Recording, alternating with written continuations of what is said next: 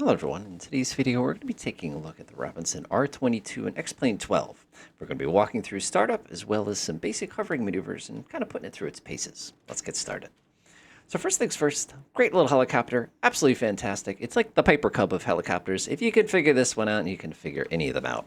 This little controller that I keep banging into my knee here is so authentic, it actually blows me away a little bit. It's it's so obnoxious, I hate it. But it works pretty well for us. So what we're going to do first is we're going to come down here to our lovely handy-dandy throttle here. We're just going to make sure it has been rolled all the way off, and I can kind of see that's rolling it up. We want to roll it all the way off. We're going to make sure the governor is off, which it is. We're going to come over here to our lovely mixture. We're going to go and pop it all the way down there to the floor. Look between our legs. We're just going to make sure the carburetor heat is in the right place, which it is. That's what we want to check for next. We're going to come over here. Make sure the clutch is engaged. We can deal with that in a second. Turn on my battery. I'm going to go ahead and save the alternator until we get a little bit of power. You'll kind of see what I mean in a second. Click, click, click. Put that to both. We're going to go ahead and stick our head out the window in a yellow clear prop. Nav and strobe. Hit it. So you can see that's it. Our engine is started. You can see everything is doing its little happy dance there. It's pretty authentic. Alternator is going to come on. You're going to see we're going to start charging the battery here. We've got about a half a tank of fuel, which isn't a heck of a lot. So I'm going to go ahead and engage the clutch just like that. And now things get kind of fun.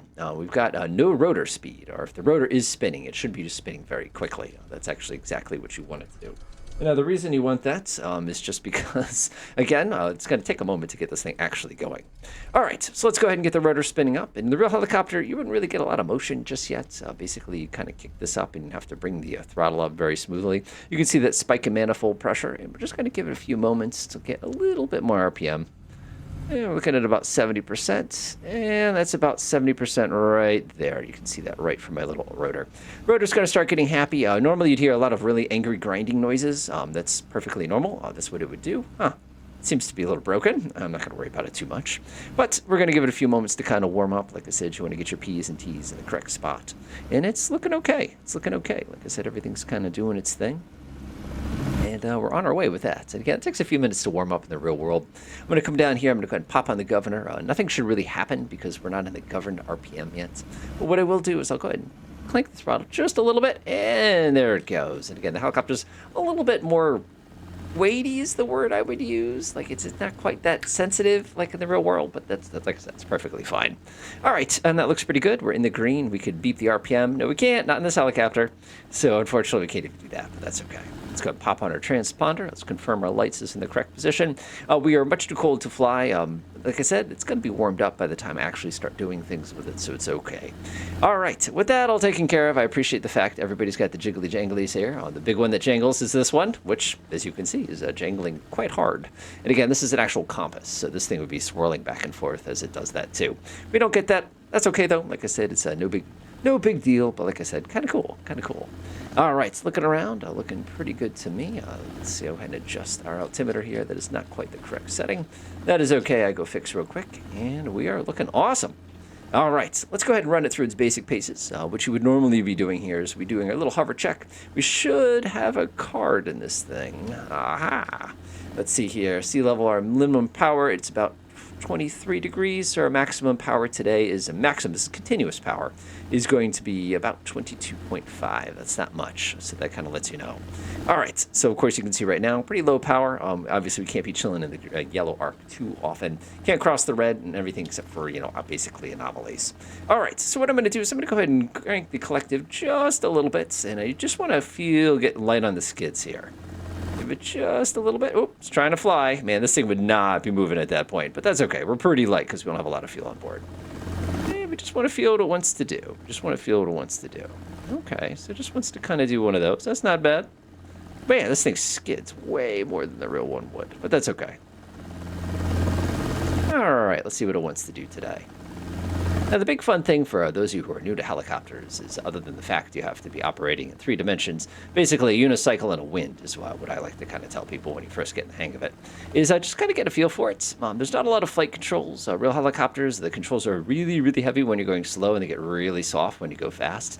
You also get this thing called rotor and ground effect, where basically if the rotor gets too close to the ground, you get this cushion of like soft air, and it's kind of a pain in the ass, because obviously your drag gets reduced suddenly. All right, that's looking pretty good. That's looking pretty good. I'm actually surprised. I'm doing about 19 inches of mercury and I'm getting this much height, but that's okay. All right, let's go sneak over. Kind of do some basic maneuvers here. Ooh, that thing caught the wind funny. There we go. All right, let's start heading over to that fuel truck. We'll make our way down to the runway. Yeah, there's no jet like that at Robertson Airport. I'm sorry. And the big thing is when you're doing anything with helicopters and kind of starting your initial practice with it, just take it slow. Like I said, it's better to go slow. People always cheat and go a little fast because obviously you get more airflow through the rotor. It's going to be a little bit easier. You get that what they call the translational lift, which makes it a little bit simpler. But the big thing here is just practice going slow. You're going to find that it's just going to be a lot easier to kind of get the hang of certain things. Oh, actually, I'm curious. Does this say Robertson on it? I didn't notice this before. I'm going to go fly over and check it out. There we go. Now, fun fact for you. I'm not touching the collective right now. What does that say? Yeah, no, it says Robertson. I like it. I like it. Someone took the time to correctly model that. I appreciate that. So one of the fun things with Robertson Airport, for those of you who have been here in the real world, is as I go down this taxiway in a few moments, there's actually a sign on the side of the taxiway that tells people not to run up in this direction because there's basically a neighborhood to our right. The other thing they don't tell you is the fact there's just a swamp. So I wouldn't worry about it too much. All right, let's go make our way very slowly and carefully over to the runway itself. There we go. Again, our instrument should be working pretty smoothly. That looks pretty good. Looks good. Got that nice little cross half wind there. It's nothing too bad. All right, everything's looking good. Everything's looking real good, actually. All right, let's go sneak onto the runway itself.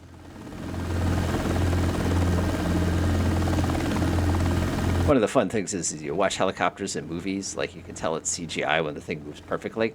With even the pros, you can constantly see like little twitches here and there. That's kind of the universal sign that they're doing their job right, kind of a thing. All right, so that looks pretty good. I'm just going to kind of center up with the runway, kind of enjoy it. Oh, there goes the Acela. Fun fact, there ain't no Acela that travels on that train track, but that's okay. I only live here, don't worry about it. All right, let's go. And the moment the control gets stiff in your hand, and there's your translational lift, and let's go. That's about 40, 43 knots, something like that. All right, it is a lovely fall day today. It was out last year before, but I don't mind this at all. I don't mind this at all. Usually when we climb between 50 and 60. I think it's like 62 knots or something is like the sweet spot here. And again, I haven't made many adjustments to the collective. I just haven't needed to. Coming down to my power, I'm at about 20 inches, which is perfectly fine for this helicopter. I'm not pushing it too hard. I'm not being too gentle on it or anything like that. And that's one of those things that gets tricky later. All right, we'll go ahead and do a right traffic pattern. Helicopters, we get to use a slightly lower traffic pattern than our fixed-wing brethren. We get to use 500 feet, and we also get to use right traffic. So I'm going to go ahead and get ourselves to about 700 feet. MSL, that's going to be about 500 AGL. There we go. That's it right there. And this is the fun thing. You get to just pull back on the collective a little bit, and the plane stops climbing, or the helicopter stops climbing, I should say. It is an aircraft. It is certainly no plane. There you go. Excellent. So we're just going to enjoy a nice right traffic. And now feel how naughty this feels. Oh, gosh, I remember the first time I did this. Like, the whole right side of me doesn't feel right now. And again, just staying close to the runway. We always want to be thinking in terms of if we were to lose our engine right this second, where am I going? And again, all those lovely neighborhoods look pretty good to me. I don't think I would try to turn to the runway. I don't think I could make it. There's Route 84 right at my 12 o'clock. Traffic doesn't look too bad today. I'm not complaining. All right, and just like an airplane, we just start our descent. So I'm going to pull back on the collective. I'm not going to adjust anything when it comes to my pitch. I'm just going to use collective here. Again, pitch is going to be for speed. That looks good to me. Try not to go too hard on the anti-torque pedal on this turn. A lot of people get their airplane instinct here and just stomp on it. You don't need to. That's what I love about helicopters. You can see better. All right, this is our right base. Man, does that feel wrong or what? And there's our final. We're a little higher for final, but again, we're a helicopter. We just have to pull our collective back.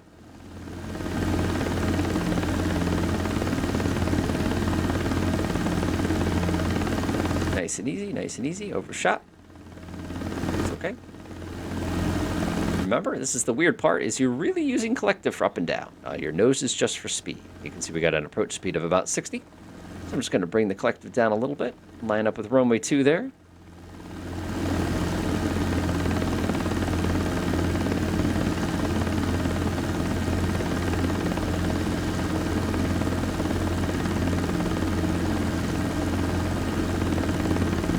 those of you who know me are like, why is he being so quiet? The reason I'm being so quiet is helicopters take a lot of concentration.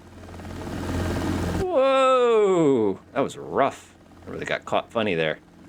Okay, not bad, not bad, not bad. Like I said, I'm a little rusty with this variation of this helicopter in this sim, but that's all right. All right, not bad, not bad. And we're going to start proceeding down the runway here, and we'll go up our taxiway and head back to our parking spot. Nice, very, very nice. Actually using a lot of left cyclic here. I don't know if the helicopter's out of trim or something. That does not quite feel right. Alrighty then. Taxi back onto the spot. What I like about helicopters, a lot of times you spend all the time taxiing in the grass versus taxiing over the tarmac. Since it's easier, especially when you're learning. Look at this. What? Isn't that so much fun? It just goes. It's like being on a magic carpet. It's so awesome. All right, so you can see that little area of construction. Gosh, I'm using a lot of left foot here. And we'll use this little spot over here as our little kind of parking job. All right, pull to the side. Straighten up. So normally this helicopter gets really sinky at this point, but it depends on what you're doing. Just got distracted by a flashing light. All right, let's go sync. We're about 6 inches off the ground. The helicopter will come down on its own. And we are down. Perfect. So normally what you would do is you give the engine about 2 or 3 minutes just sitting here like this to kind of cool off a little bit, but that's all right. We'll go through it. I'm going to go ahead and wind this down. You're going to have to shut the governor off. And what you'll see here is you get the nice little split levers. Again, we'd be chilling at about 70% there, just kind of letting it cool off. You definitely want to pop off the clutch. Give it a few moments. Like I said, normally you would take a few minutes to really let those cylinders cool off before you do anything silly here. All right, we'll pretend our cylinders cooled off. Mixture goes lean. You get a bunch of angry warnings. Cool. And we just go left to right. Rotor would still be happily going along, so we come to the brake and we give that a real tough pull. And in the real world, see how it kind of sucks back in? You really, really have to jam on it. It's designed not to be locked in place. Like you can't pull it down, although you can see where the little lock is. But again, when you're doing this part, you just pull it out, and when it's ready, just release and enjoy.